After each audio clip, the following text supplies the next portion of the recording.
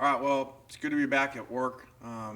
With the players being able to practice and being able to play. Obviously, we wanted to keep playing. The A&M game, but had the same issues they had earlier where they canceled. So, is what it is. Chance to finish the season with a winning record in SEC, all SEC games, which would be pretty exciting for our first year to do, especially knowing that we let a couple of them slip away that we should have won. So big challenge, extremely talented team as always. And even though it won't be full, you're still going into Baton Rouge, which is not an easy place to play ever. And they're coming off a great win, and where I don't think many people gave them a chance. So huge challenge for us. David starts off. Lane, I can't help but I got to ask you about the message on your shirt.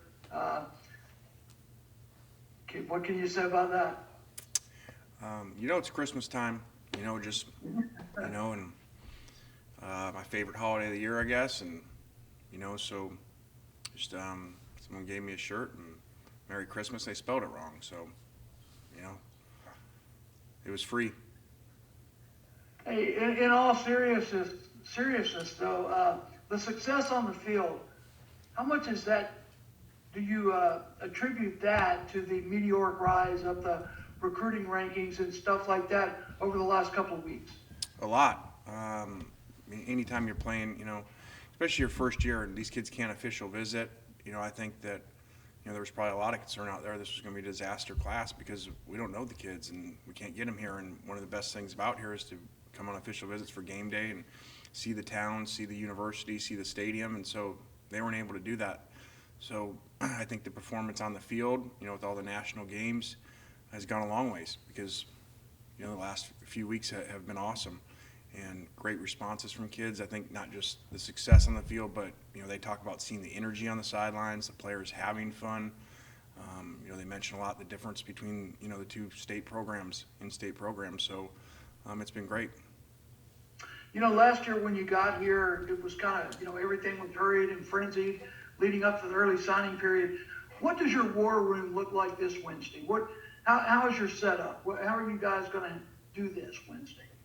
Well, like we said, we saved some spots, which we used in, I think 3 transfers, post-signing day, and then still have a few spots. So this class will be a lot better, like we said it would be, even though with the COVID issues.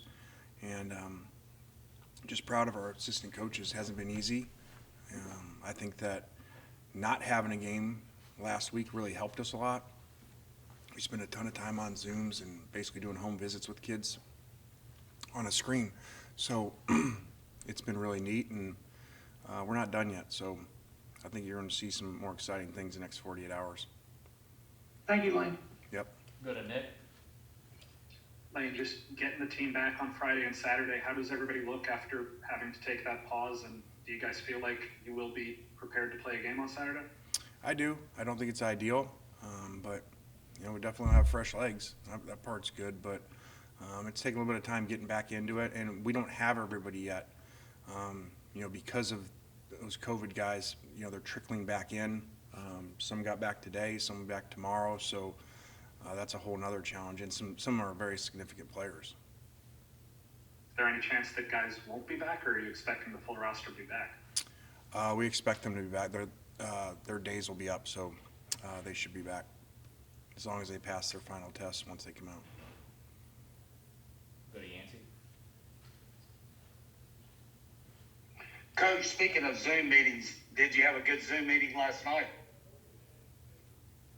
As far as There was without naming the prospect, there was supposed to have been a Zoom meeting with y'all and a major prospect last night. Oh. It's kind of a joke. Oh, yeah. I didn't know. Yeah, we've been doing that every night. So I had a couple of them last night. So I obviously can't talk specifically, but really like the direction that things are going.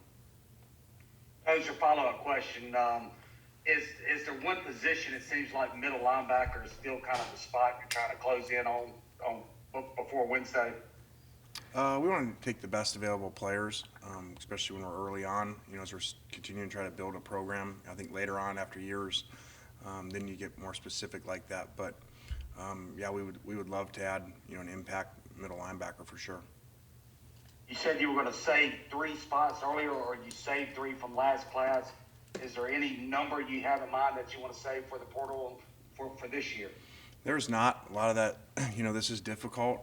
Like I've told our guys, it's kind of like being in the NFL. Like, if we got really good players that want to come, do we save really for free agency, and or do we cap out and take really good players? So, and we obviously still don't know a few guys. We won't know till Wednesday for sure. So, it's not an exact number at all. We could get all these guys we want and be capped out, or if we don't, we're not going to reach, and then we can go get some free agents. Thank you. Go to Parrish. Lane, did you have conversations with Ed before taking the Ole Miss job about the Ole Miss job? I don't think I did. I'd talked to him, years ago about it and stuff, and obviously had him on staff twice since then between USC and Tennessee, but no, I did not this time. What can one big win like they experienced at Florida do for a team that had been struggling? Well, it changed everything. I mean, you could see post-game, their energy, and, they played extremely hard in the game. Now, the game could have went either way 100 times. I mean, don't throw a shoe and probably talking about a totally different deal. So, I think that re-energized them.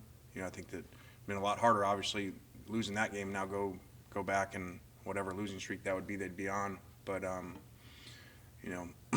sure that gave them a bunch of energy and wanted to finish strong. Go to David.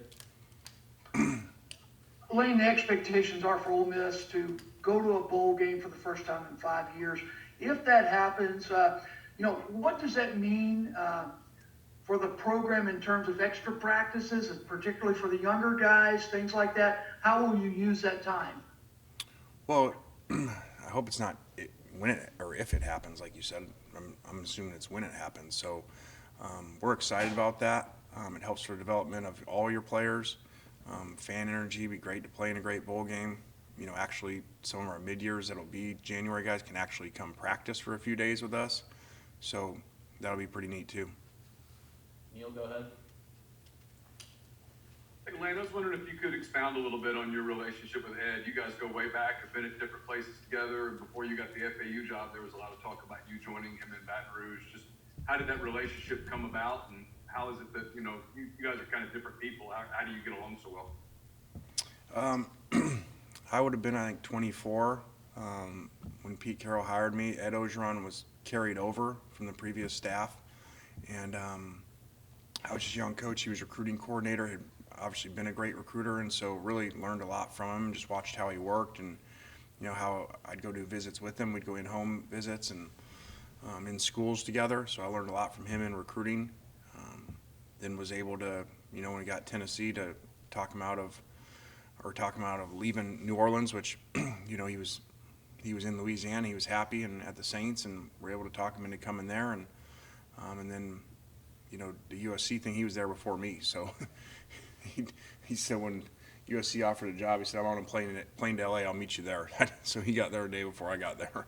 He was so excited to go back to SC, and so obviously unbelievable job last year, and great recruiter and great motivator. And I know that on another note with LSU, that Stingley, his status is kind of up in the air, but if he's out there and if he's healthy, what sort of a challenge does he present to you guys offensively? Yeah, really good cover player. I would think he's playing because I thought it looked like on the TV copy he was in pads and stuff, so he must have, in order to travel and put him in pads, he must have been close to playing, or else, I don't think that would have happened. So I would certainly think that he's going to play. Back to David. Lane, you mentioned last week you were concerned a little bit about the layoff and the focus of your team and everything. Is there anything extra or special you do this week to kind of gather that focus back in for this final regular season game?